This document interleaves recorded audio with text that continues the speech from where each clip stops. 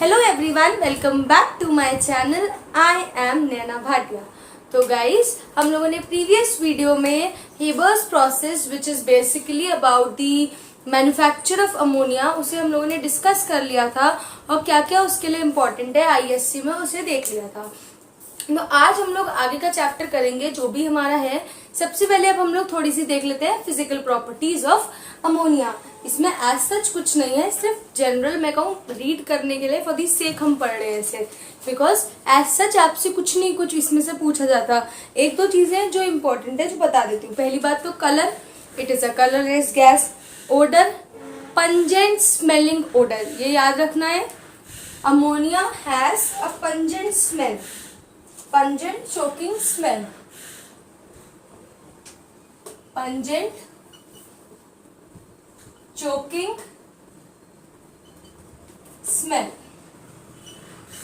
ये अमोनिया की प्रॉपर्टीज से ध्यान रखनी है। Taste, because it is a basic gas, तो एल्कलीन बिटर टेस्ट होता है इसका। फिजियोलॉजिकल एक्शन जो है ये थोड़ी जो होती है नॉन पॉइजनस है, लेकिन अगर आप इसको एक्सेस अमाउंट में इनहेल कर लेते हो तो इससे कभी कभार डेथ होने के चांसेस भी रहते हैं। तो ऐसा नहीं कह सकते कि मतलब नॉन पॉइजनस है, लेकिन एक्सेस अमाउंट जो होता है वो हार्मफुल हो सकता है। Next is its density. Vapour density is 8.5। It is lighter than air.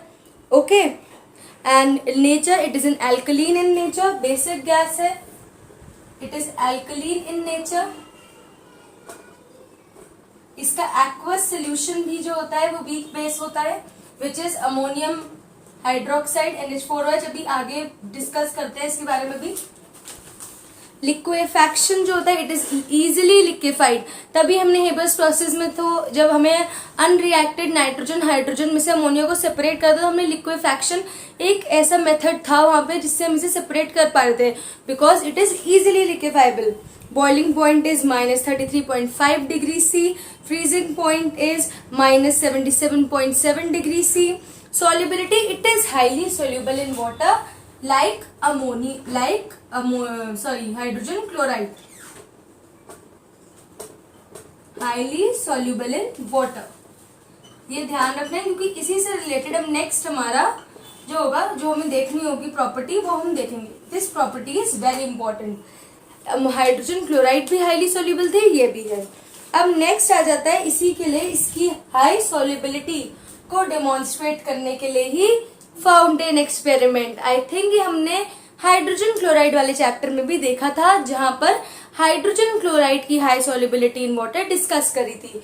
तो इसके लिए बिल्कुल सिमिलर सेटअप है, बस कुछ चीजें ही जो है डिफर करती हैं। देख लेते हैं, मैं ड्रॉ कर देती हूँ थोड़ा रफ स्केच इसका। That is to demonstrate the high solubility of ammonia gas.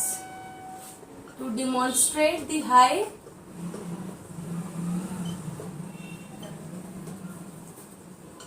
solubility in water of ammonia gas. Basically इस सेटअप में भी हम लोग ऐसे एक क्लैंप स्टैंड ले रहे हैं। ऐसे ही हमारे इसमें से एक फ्लास्क, राउंड बॉटम फ्लास्क लगा हुआ है। लेट मी ड्रॉ इट रफली। आई एम ड्रॉइंग,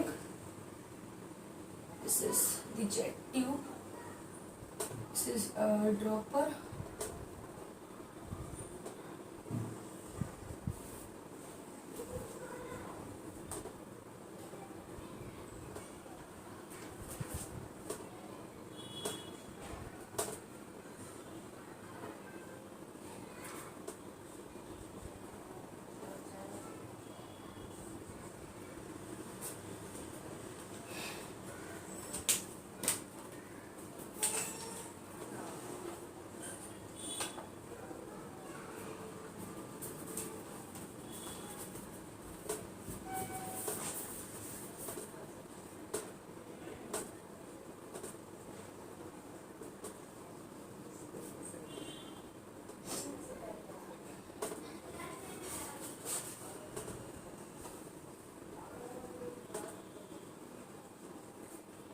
इसका एग्जैक्टली सेम सेटअप है जो हम लोग हाइड्रोजन क्लोराइड के लिए यूज कर रहे थे।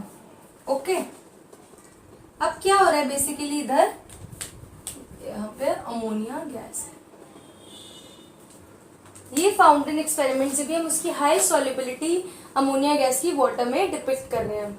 क्या हो रहा है, इस ड्रॉपर को जब हम लोग प्रेस करते हैं तो कुछ वाटर है इस ड्रॉपर में ऊपर जाता है, अमोनिया गैस यहाँ प्रेजेंट है तो वो वाटर में डिसॉल्व हो जाती है, जिसकी वजह से यहाँ पर एक वैक्यूम डेवलप्ड हो जाता है और अंदर का और बाहर के प्रेशर डिफरेंस की वजह से इधर एक बीकर में रेड लिटमस लिया हुआ है, वो इस जेट ट्यूब के थ्रू ऊपर राइज करता है और एक ब्लू फाउंटेन यहाँ बन जाता है। ध्यान रखना, हाइड्रोजन क्लोराइड में यहाँ ब्लू लिटमस लिया था, अमोनिया में यहाँ रेड लिटमस लिया है और वहां पे रेड फाउंटेन था, यहाँ पर ब्लू फाउंटेन है। ये आईएससी में पूछा जाता है कि अगर आपको फाउंटेन का कलर बता दे तो आपसे पूछ लेंगे कि कौन सी गैस है, क्योंकि दोनों ही गैसेस है, वेदर इट्स अमोनिया और हाइड्रोजन क्लोराइड, या वो पूछ ले कि अगर अमोनिया है तो कलर फाउंटेन का बताओ।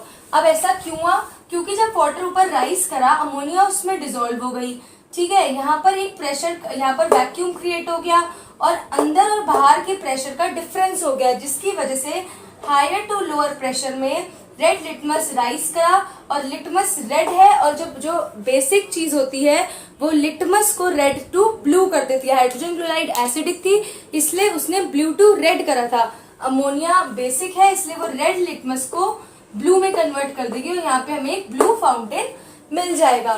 तो ये फाउंटेन एक्सपेरिमेंट है अमोनिया के लिए। मैंने तुमसे पहले भी कहा था हम लोग यही एक्सपेरिमेंट जब हम लोग हाइड्रोजन क्लोराइड में पढ़ रहे थे कि हम अमोनिया में भी पढ़ेंगे। ओके, जब हम लोग बोर्ड के क्वेश्चन करेंगे तो ये चीज ज्यादा क्लियर हो जाएगी। बस यही हमारा फाउंटेन एक्सपेरिमेंट है बेसिकली, ठीक है। अब इसकी कुछ केमिकल प्रॉपर्टीज देखते हैं अमोनिया की।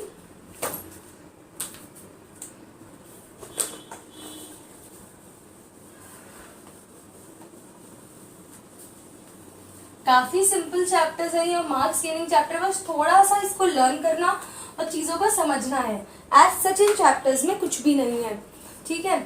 तो इसकी केमिकल प्रॉपर्टीज देख लेते हैं।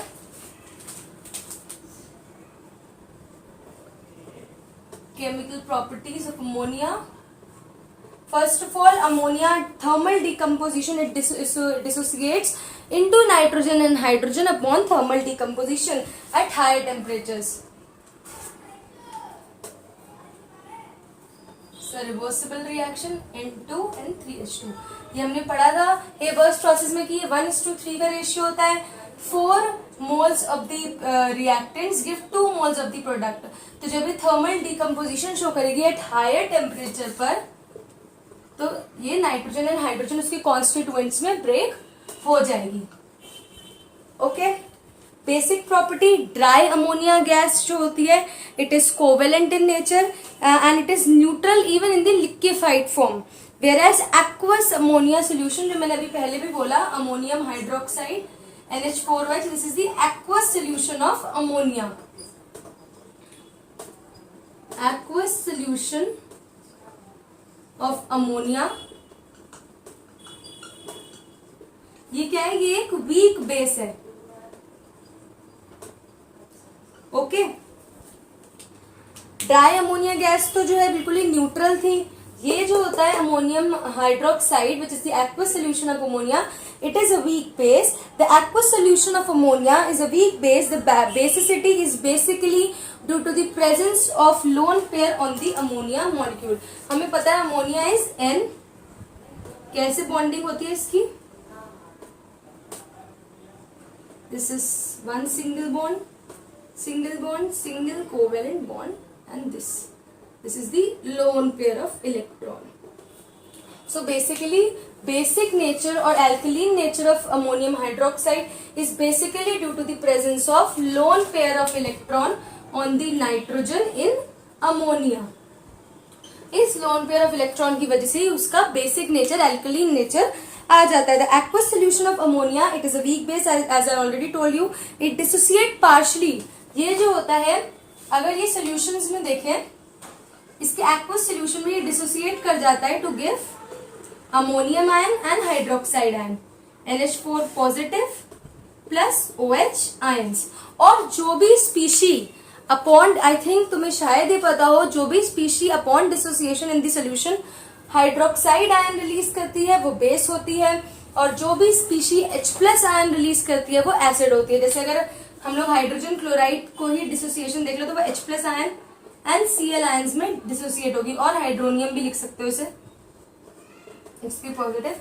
तो जो OH आयन देती है वो बेस होती है, और जो H+ आयन रिलीज करती है सोल्यूशन में वो एसिड होती है, इसलिए अमोनियम हाइड्रोक्साइड होता है, it's a weak base. The basic nature is basically due to the hydroxide ion which it liberates upon dissociation. अब इसका थोड़ा एक्शन देख लेते हैं इंडिकेटर्स पर क्या है। जैसे हाइड्रोजन क्लोराइड का अपना एक्शन था पर्टिकुलर इंडिकेटर्स पर, ऐसे ही इसका भी एक्शन देख लेते हैं क्या रहता है इंडिकेटर्स के ऊपर। First being the moist litmus, then methyl orange,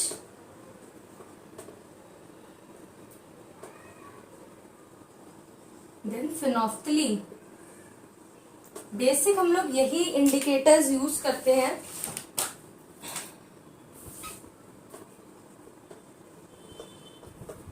तो मॉइस्ट लिटमस तो अभी हमने देख लिया, इसके लिए हम लोग ये जो है रेड लिटमस को ब्लू में टर्न कर रही है, because it's a basic. Her base litmus को रेड टू ब्लू करता है, और हर एसिड लिटमस को ब्लू टू रेड करता है।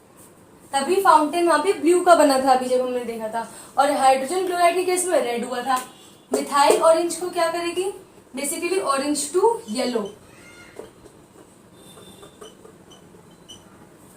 Okay, let me check it. या एंड फिनोफ्थलीन, हमें पता है फिनोफ्थलीन तो कलरलेस होती है,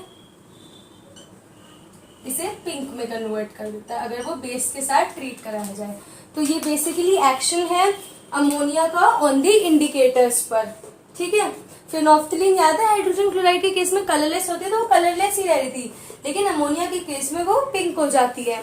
अब हम लोग अमोनिया की बर्निंग देखते हैं कि इसका क्या एक्शन है, कि सपोर्टर है बर्निंग की या नहीं है, या ऑक्सीजन के साथ क्या रिएक्शन शो करती है। And I should write this reaction is the most important reaction. This whatever we are discussing is really very important now. Burning of ammonia gas. First of all तो मैं book से बता देती हूँ, थोड़ा बहुत रीड करके पता चल जाता है।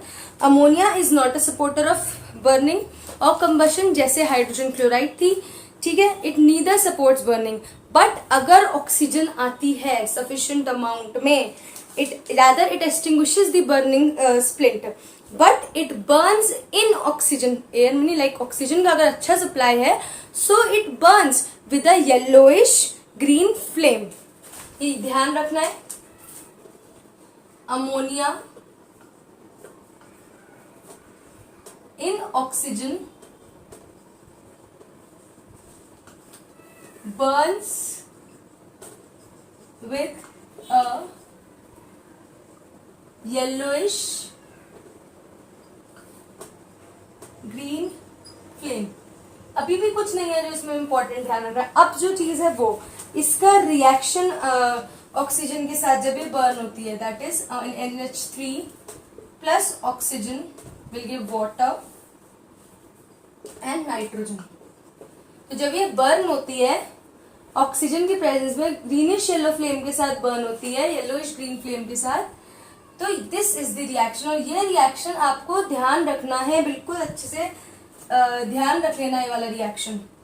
Let me balance it, 3 and this 2 nitrogen 2 and okay. ये रिएक्शन बहुत इंपॉर्टेंट है अमोनिया का ऑक्सीजन के साथ। ये काफी बार पूछा गया है क्योंकि वाटर फॉर्म हो जाता है यहाँ पे, नाइट्रोजन भी। हम आगे एक एक्सपेरिमेंट देखेंगे which is the catalytic oxidation of ammonia, वहां से चीज काफी क्लियर हो जाएगी। बेसिकली हमें ध्यान रखना है कि ammonia Burns with a yellowish green flame and produces water vapour and nitrogen. It shows, इससे एक चीज प्रूव हो जाती है, बिकॉज जब अमोनिया ऑक्सीजन के साथ बर्न हो रही है तो वो वाटर वेपर या वाटर एंड नाइट्रोजन फॉर्म कर रही है। इससे ये प्रूव हो गया कि अमोनिया फॉर्म हुई है किससे, नाइट्रोजन से एंड हाइड्रोजन से, ठीक है। इससे ये चीज हमारी क्लियर हो जाती है। अब हम लोग को देखना है कैटालिटिक ऑक्सीडेशन ऑफ अमोनिया। अभी तक एक ये वाला रिएक्शन, एक अमोनिया का प्रिपरेशन हेबर्स प्रोसेस से, और एक प्रिपरेशन जो एल्कलीज के साथ था अमोनियम सॉल्ट्स लेके, और अब जो आएगा कैटालिटिक ऑक्सीडेशन ऑफ अमोनिया। ये बहुत इंपॉर्टेंट है, catalytic oxidation of ammonia.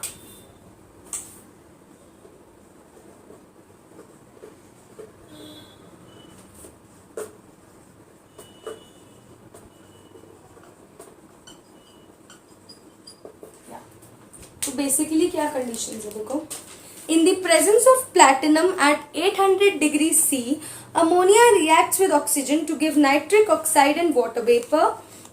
This nitric oxide further get oxidized to nitrogen dioxide. तो बेसिकली हम लोग एक सेटअप लेते हैं, इसकी पिक्चर मैं आपको भी दिखा दूंगी।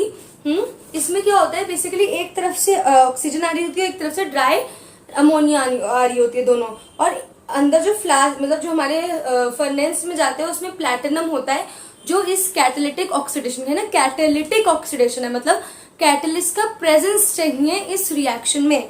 प्लैटिनम कैटलिस्ट की तरह एक्ट कर रहा है 800 डिग्री सी पर।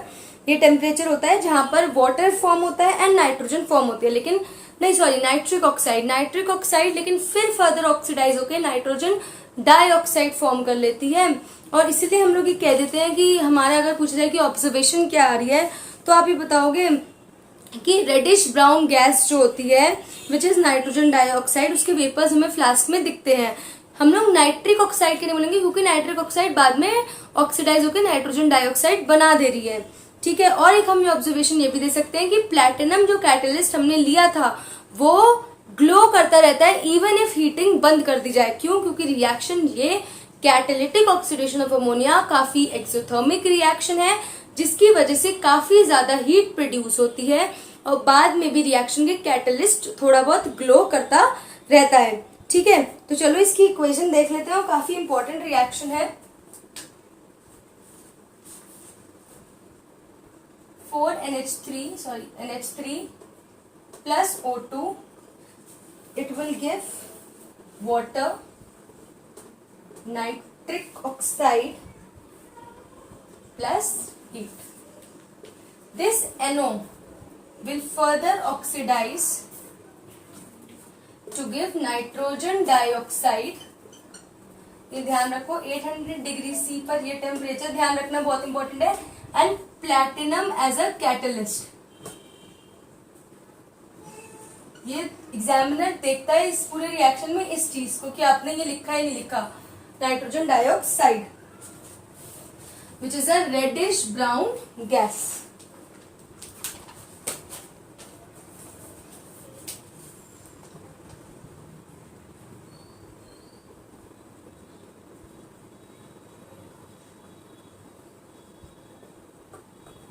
Okay, so basically catalytic oxidation of ammonia जो है, ammonia and oxygen they are combining in the presence of a catalyst which is platinum at 800 degree C.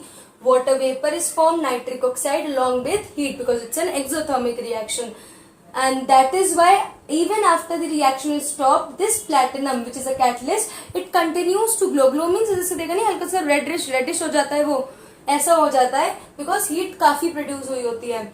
and this nitric oxide form is further get oxidized to nitrogen dioxide which is a reddish brown gas. so catalytic oxidation of ammonia के हमारे दो observation क्या हो गई, एक तो reddish brown gas which is nitrogen dioxide, उसके vapours हमें दिखते हैं फ्लास्क में, और platinum which is a catalyst is continued to glow even if the heating is stopped since the catalytic oxidation of ammonia is an exothermic reaction. ये board में reason पूछा जाता है कि आपने क्या ऑब्जर्व करा और रीजन क्यों था, क्यों प्लैटिनम ग्लो कर रहा था, because it's an exothermic reaction.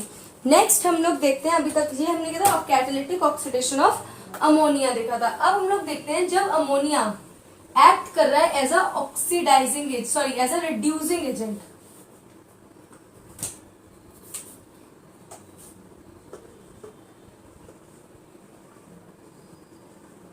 Ammonia as a reducing agent, okay. इसमें बेसिकली क्या है, अमोनिया जो होती है मेटालिक ऑक्साइड्स को रिड्यूस कर देती है कॉरेस्पॉन्डिंग मेटल्स में। ठीक है। जैसे अगर कॉपर ऑक्साइड है तो उसे रिड्यूस कर देगी कॉपर में। Reduction is basically what, removal of oxygen, है ना। हम छोटी क्लासेस में ये तो पढ़ते हैं, oxidation is addition of oxygen, reduction is removal of oxygen, और we can say reduction is addition of hydrogen. So जिससे मेटालिक ऑक्साइड्स होती हैं, हीटेड मेटालिक ऑक्साइड्स को अमोनिया रिड्यूस कर देती है उनकी कॉरेस्पॉन्डिंग मेटल में।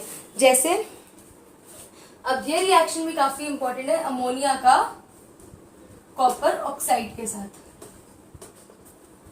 This copper oxide is a black solid. इससे आपसे कलर का पूछ लिया जाता है। ब्लैक सॉलिड, कॉपर फॉर्म हो गया, water and nitrogen gas, this is red. और हम लोग लिख सकते हैं एक लेड का, लेड ऑक्साइड को भी वो रिड्यूस कर देती है।